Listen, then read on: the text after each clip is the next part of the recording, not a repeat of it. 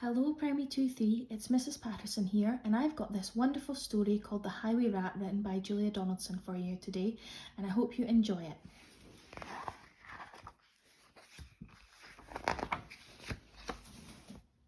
The highway rat was a baddie, the highway rat was a beast.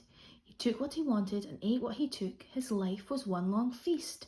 His teeth were sharp and yellow, his manners were rough and rude, and the highway rat went riding, riding, riding, riding along the highway and stealing the travellers' food.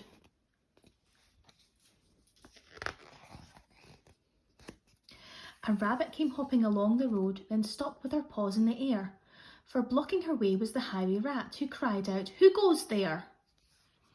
Give me your pastries and puddings, give me your chocolate and cake, for I am the rat of the highway, the highway, the highway. Yes, I am the rat of the highway, and whatever I want, I take." "I have no cakes," the rabbit replied. "I just have a bunch of clover." The highway rat gave a scornful look, but he ordered, "Hand it over." "This clover is bound to be tasteless, this clover as dull as can be, but I am the rat of the highway, and this clover belongs to me." A squirrel came bounding along the road, then stopped with a shake and a shiver, for reining his horse was the highway rat, who thundered, "Stand and deliver!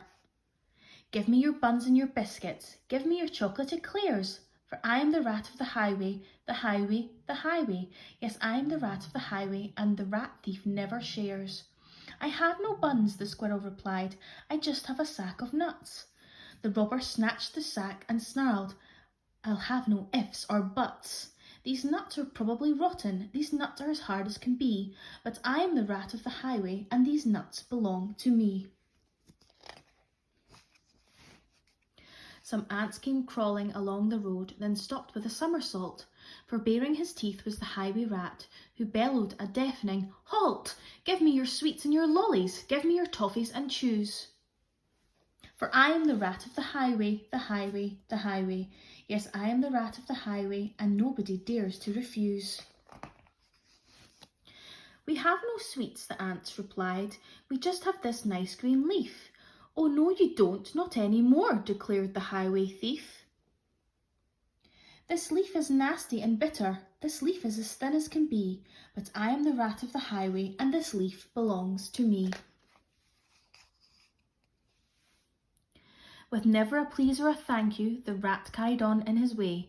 Flies from a spider, milk from a cat, he once stole his own horse's hay. The creatures who travelled the highway grew thinner and thinner and thinner, while the highway rat grew horribly fat from eating up everyone's dinner. A duck came waddling down the road, then stopped with a "How do you do?" "I see you have nothing," the rat complained. "In that case, I'll have to eat you. I doubt if you're terribly juicy, most likely you're tough as can be, but I am the rat of the highway, the highway, the highway.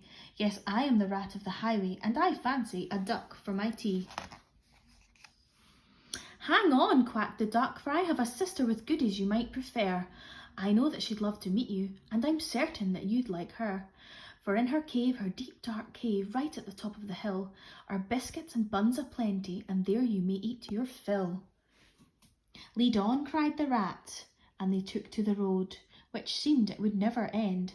Onwards they rode, and upwards, bend after bend after bend.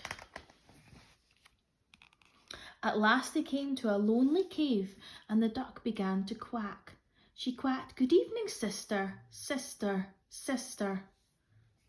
And sister, sister, sister, a voice from the cave came back. "Do you have cakes and chocolates?" the highway robber cried. And "Chocolates, chocolates, chocolates," from the voice from the cave replied. "I'm coming to take them," the rat thief yelled. His greedy eyes grew round, and "Take them, take them, take them," came back the welcome sound. The highway rat leapt off his horse, into the cave he strode. The duck took hold of the horse's reins and galloped down the road.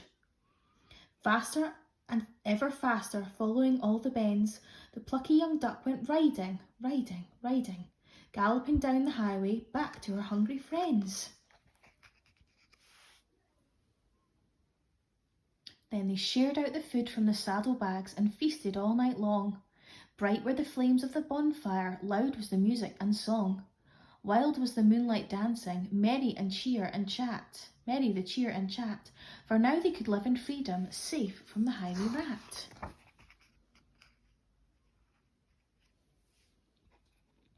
And as for the rat in the echoey cave, he shouted and wandered till he found his way out of the darkness on the other side of the hill.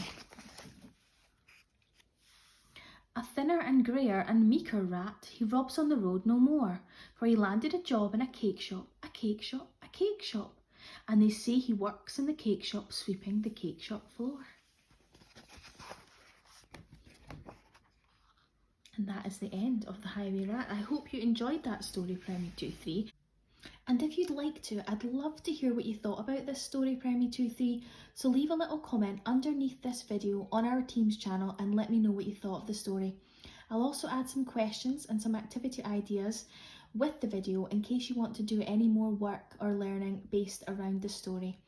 I'll speak to you soon. Bye bye.